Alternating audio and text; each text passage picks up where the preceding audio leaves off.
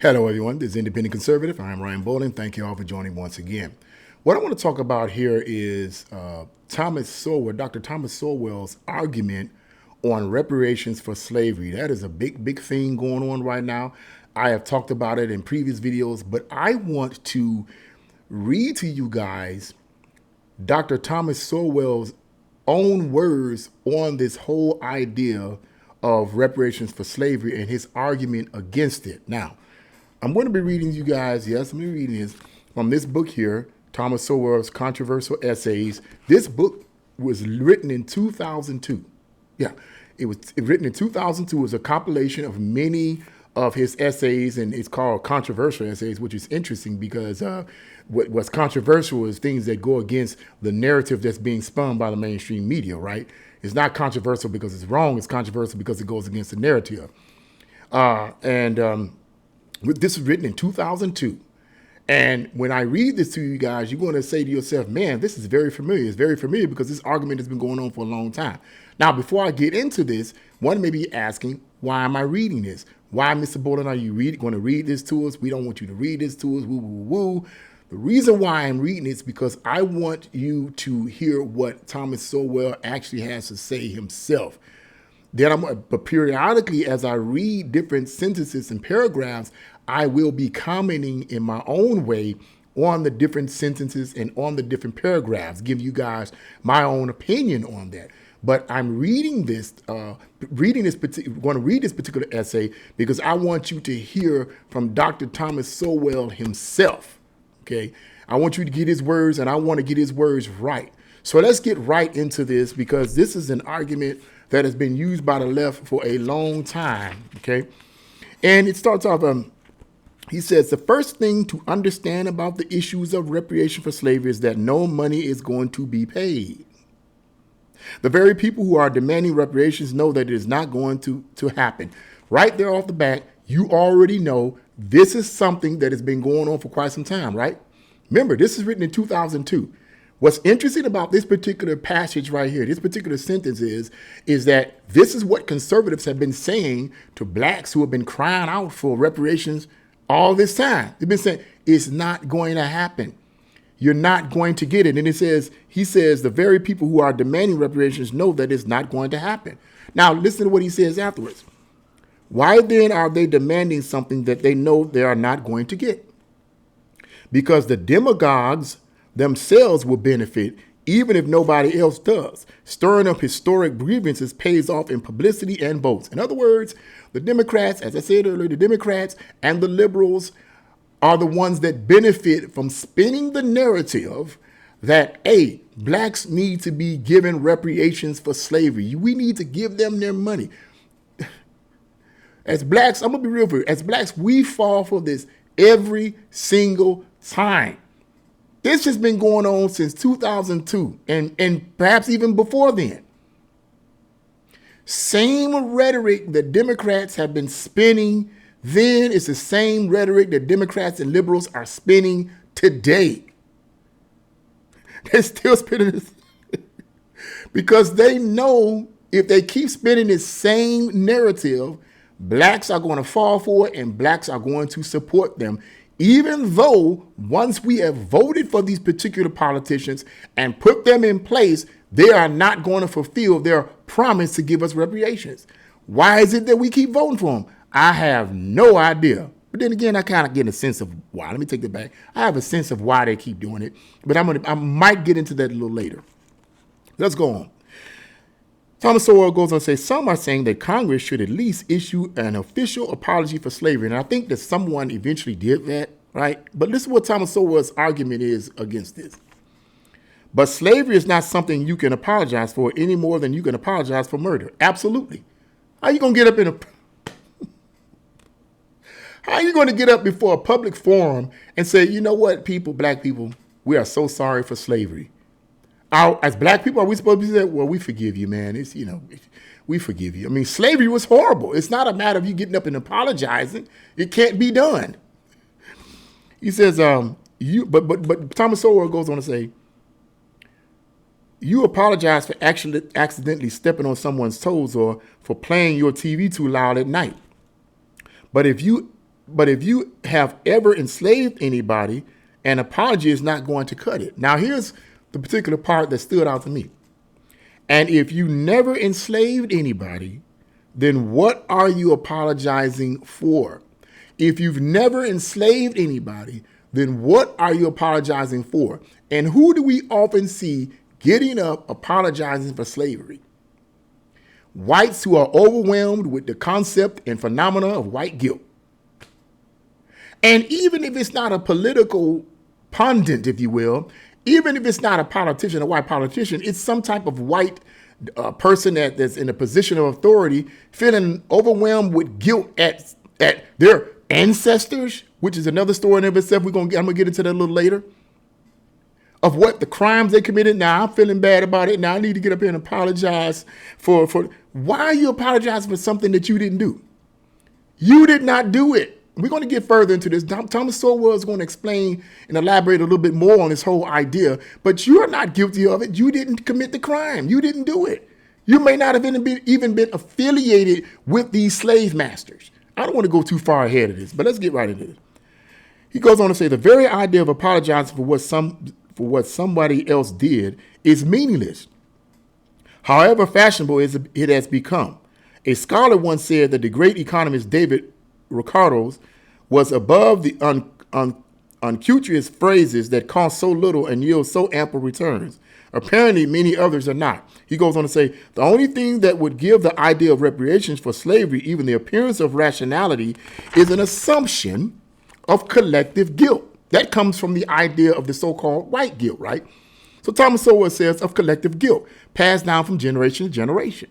But if we start operating on the principle that people alive today are responsible for what their ancestors did in centuries past, we will be adopting a principle that can tear any society apart, even a society apart, especially a multi-ethnic society like the United States. Let me put it to you like this before I read further. Going back to this whole idea of collective guilt. I'm gonna just imagine I'm a white person, right? Let's just say, for instance, that I'm kind of like thinking about this whole idea of reparations, slavery, reparations for slavery and so forth, and black people need to get reparations, okay? And I'm feeling some kind of way as a white person, and I'm feeling really sorry for this, man, and because my ancestors were guilty of this, but I want to be sure that my ancestors are guilty of this. All right, I want to be sure of this. I want to be sure that I'm a part of that, right? So I do research and I try to find out whether or not I am connected to a slave master in the past.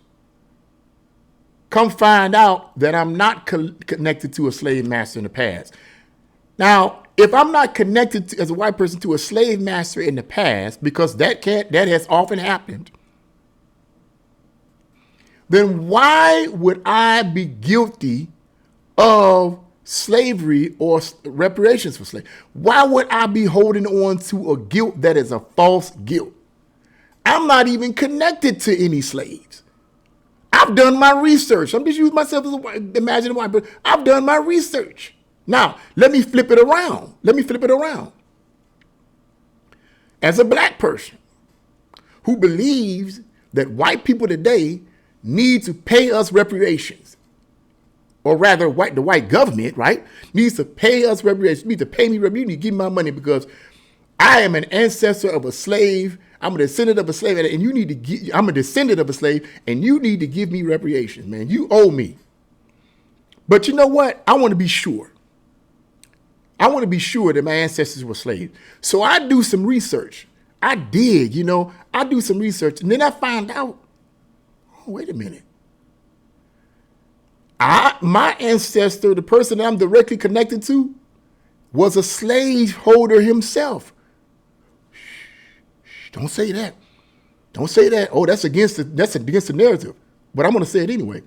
What a lot of people fail to talk about, in both the left and the right, is the fact that a significant number of blacks, in fact, several thousand blacks, according to one particular source I read, were slaveholders.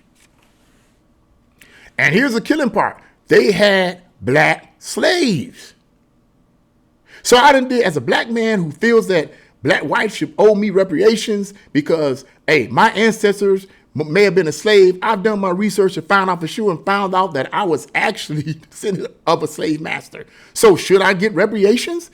Because my descendants, my ancestors were actually slave holders.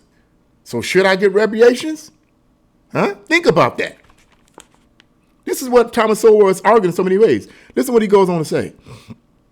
Even if we were willing to go down that dangerous road, the facts of history do not square with the demands for reparations. This is what he says. Millions of immigrants arrived in this country from Europe, Asia, and Latin America after slavery was over. Are their descendants guilty too and expected to pay out hard cash to redeem themselves? Valid argument. Okay. He goes on to say, even during the era of slavery, most white people, and this part here that really stood out. Thomas Sowell says, even during the era of slavery, most white people owned no slaves. Let me say that again. Even during the era of slavery, most white people owned no slaves.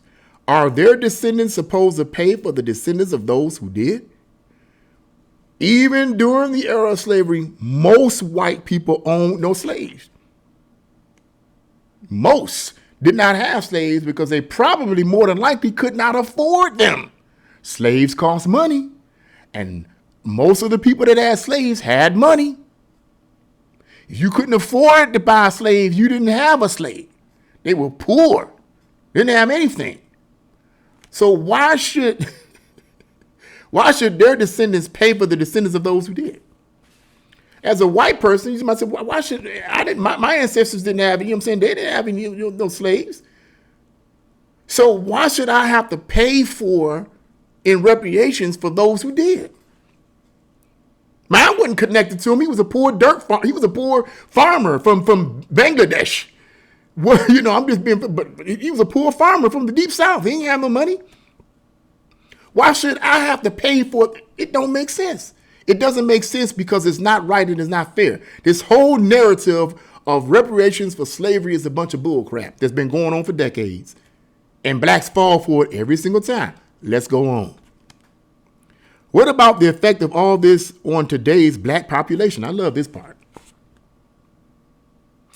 Because it coincides with what I said some time ago. Is anyone made better off by being supplied with resentments and distractions from the task of developing the capabilities that pay off in a booming economy in a high-tech world? Now, he made the statement, the booming economy. Now, right now in 2024, I wouldn't necessarily say the economy is booming. I mean, the cost of living is like high, so I guess it depends on how you look. But as far as technology and so forth, what Thomas Sowell is arguing is this. Is anyone in the black population better off economically by pooting and snotting and farting about reparations and spending all their attention on crying out to the government about giving them reparations, when they could be or should be spending all that energy bettering themselves, developing their skills, developing their experience, developing their portfolio, so to speak, so that they can make money for themselves, so that they wouldn't constantly spend all their time crying and boo-hooing to the government to give them something that's never going to happen. That's Thomas Sowell's argument. He goes on to say this. Whites may experience a passing annoyance over the reparation issue, but blacks, especially young blacks, can sustain more lasting damage from misallocating their time, attention, and efforts. Goes back to what I said. If all your time, attention, and efforts is spent on, and particularly young people, young black people, if all your times and effort is spent on, all your talents and times and effort is spent on crying out about reparations, you're not going to spend time bettering yourself. You're not going to spend time learning how to read. You're not going to spend time learning how to do basic math. You're not going to spend time learning how to spell. You're not going to spend time learning how to do the basic things that it takes to make it in this world. You're not going to do it. You're going to spend all your time on this. You're going to basically do what he said here, misallocating their time, attention, and efforts. All your attention is being paid to something that's not going to benefit you here and here and out. because you're not going to get reparations. It's a Trojan horse to keep your votes. Let's go on. Does anyone seriously suggest that blacks in America today would be better off if they were in Africa? If not, then what is the compensation for it? Now you go and say this. Sometimes it is claimed that slavery made a great contribution to the development of the American economy. And I hear this quite often. From which other Americans benefited, so that reparations would be like back pay. But listen to this. Although slave owners benefited from slavery, it is by no means obvious that there were net benefits to the economy as a whole, especially when you subtract the staggering costs of the Civil War. Absolutely. And I've read other sources that have made the same argument. And I used to think the same thing because I used to flow and operate under that narrative of, well, man, the slaves, our ancestors, they did all this stuff for America and they basically built the American economy. That's not true. The only people that benefited from the slavery, free labor, was the slave masters. And in some sources state that these slave masters would take the income that they received from the free labor of the slaves and they would hoard it upon themselves. And it would not, there wasn't like they were investing their money and buying things and stock and all this. No, they were hoarding it upon themselves and buying and spending their money on frivolous things that made no difference for the future aspects. So when slavery was over, a lot of these slave masters lost their property and all the rest. And from what I was reading in some sources, some of them even killed themselves because they had nothing else to fall on. But had you took that money from the free labor of the slaves that you were using and invested it, they might have grown. But they didn't. They hoarded that money upon themselves. That money was not contributing to the overall economic processes of America. So the whole narrative of the slaves back then helped contribute to the America and built America is false. It's not true. The slave masters and slave owners benefited, not the American economy as a whole. Let's go on. Should the immoral gains of dead people be repaid by living people who are no better off than if slavery had never existed? The poorest region in the United States has long been the region in which slavery was concentrated. Listen to this. The poorest region of the United States has long been the region in which slavery was concentrated. In other words, that was the South. He doesn't mention it here, but he mentions it in one of his other books. That was the South for the most part in America. And that was where slavery was more concentrated. It wasn't that word. It doesn't mean it wasn't even slaves in the North and other regions. There was. But slavery was more heavily populated and concentrated in the South. But you would think, okay, all these slaves over there, the economic processes of the South should have grown. But it wasn't. According to Thomas Sowell's argument, the poorest region of the United States has long been the region in which slavery was concentrated. At the time, it wasn't until later on that the South began to come up economically, but it was the North that began to benefit from Reconstruction and the Industrial Revolution way before the South did. The South just started recently coming up in. But before then, they were behind economically. So if slavery was supposed to contribute to the building of the economy, then why did the South, which slavery was mostly concentrated at, why didn't it benefit economically? Because the slaves did not help build the economy. They only built the pockets of the slave owners and slave masters who did not take that money and put it back into the system. There you go. And then Thomas Sowell goes on, the same is true of Brazil and was true of 18th century Europe. Same concept. The worldwide track of slavery as an economic system is bad. And he says, slave owners benefited, but that is not saying that the economy as a whole benefited. In other words, it wasn't just here in America that slaves didn't benefit the overall aspect of American economy and only benefited the slave masters and slave owners. This was in places of Europe as well as Brazil. Same concept. Slavery only benefited the slave owners, not the economies in these particular regions. The last desperate argument, Thomas Sowell goes on to say, for reparations is that blacks have lower income and occupations than whites today because of the legacy of slavery. Do the people, I like this. Do the people who say this seriously believe that blacks and whites black and white incomes and occupations would be the same if Africans had immigrated voluntarily to this country. He goes on to say, scholars who have spent years studying racial and ethnic groups in countries around the world have yet to come up with a single country where all the different groups have the same incomes and occupations. Why would people from Africa be the lone exception on this planet? Groups everywhere differ too much in too many ways to have the same outcomes. Basically, what he's saying in summation, everybody is different regardless of their ethnic group. Every person is different. We have to, and this is how I try to do. I try to judge people individually. The communist mantra and those who have been inundated with communist thought look at the collective. Why do the communist mantra and those inundated with communist thought look at the collective rather than the individual? Because the collective is all about control. The communist thought pattern understands in individuality.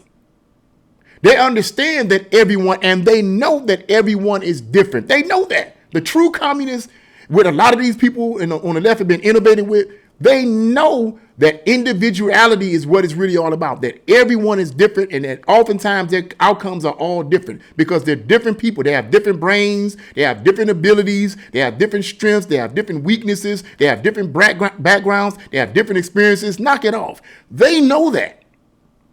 But they look at groups as a collective because it helps them to ignore individuality. If everybody's a part of the collective, then you get absorbed in the oneness of the communist mindset. Then they don't have to pay attention to individuality. Why do that when you can just look at the collective? That's a controlling aspect. They want everybody to think the same, talk the same, look the same, dress the same, act the same, have the same outcome. That's bullcrap. That's communism. That's satanic. Even God himself created us all different. Stop it.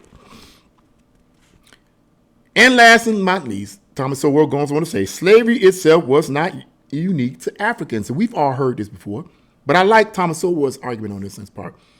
He says the very word slave derives from the name of a European people, the Slavs. I hope I'm pronouncing it right. It's Slavs, who were enslaved. Now get this now. Who were enslaved for centuries before the first African was brought to the Western Hemisphere. So this goes against the argument that America created slavery. I literally heard someone say that back in when Trump was, when Biden was campaigning. Some idiot got up among a bunch of young, and he was wearing some African attire, white man, some African attire. He's wearing some African attire. Gets up and he's speaking to a group of young people and he says these words, we all know that America created slavery. Either this man was dumb as a box of rocks or he was purposely knew that was not true and purposely was deceiving these young people. Okay, that is not true. History shows that is not true. Thomas Sowell goes on to say, the Slavs who were enslaved for centuries before the first African was brought to the Western Hemisphere. This combats that foolish narrative.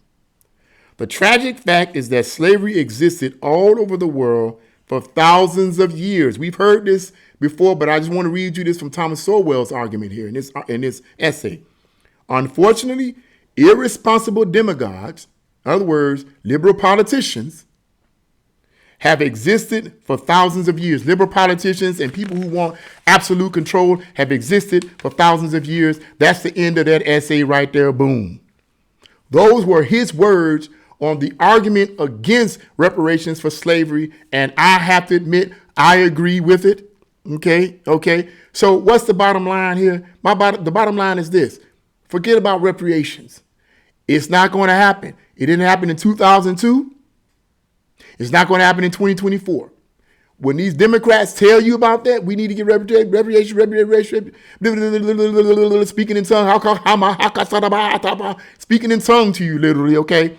When they tell you this, ignore it. Close your ears. It's a lie. It's a Trojan horse to keep your votes. Because when they get in office, they're not going to do it. Let me summarize it this way. This is what the Democratic politicians think of black people who think they're going to get reparations. When they vote, they say, you know what they think? They say, oh, you shut up. You shut up, you ignorant, you know what? Shut up. Because guess what? At the end of the day, when it comes time to vote, you're going to vote for us anyway. Oh, you crying and boo-hooing now. You hooping and hollering and saying the Democrats don't do nothing for us. They don't do this. They don't give us reparations. They don't give us this. They do. He speaking in tongue and all the rest. You guys are saying all this stuff. You yicking and yakking and hollering. But when it comes time to vote, you're going to cast your vote for us. Shut up, you ignorant dummy. You're going to vote for us anyway. And so they said Democrat politicians sit back with their arms folded, smiling at you. Because they say you do it every single time. You're Putin, snot, and fart now, but when it comes time to voting, you want your goodies, you're going to vote for us. So poof, be gone. That's how they think of us. I'm just saying, forget about the reparations. Let's better ourselves and make money and businesses for ourselves. Let's develop our own talents, develop our own skills, and build our own business like we used to do before the punk 60s, okay? And be what we claim we are. That's just my opinion. I know I'm strong on that opinion, but that's just how I feel about it. Yeah, that's what I think. But no, I wanted to read you guys that essay because I felt it was a powerful essay coming from the very words of Thomas Sowell himself, a very intelligent and brilliant economist. Oh, and by the way, let me say something too. Somebody might be thinking this before I sum this video up. I almost forgot. Somebody might be thinking, well, you reading Thomas Sowell's essay, but that's just, but Thomas Sowell, he's a conservative. He's a conservative. Of course he's going to talk like that because he's a conservative. Yes, but what you might not know is that when Thomas Sowell was in his 20s, he was a staunch Marxist. Yeah, he was a Marxist. He was a Marxist, all for Marxism. It wasn't until he saw through experience that the Marxist concept of economics did not work did he change his mind. He understood that free market capitalism was the best source of economic processes for America.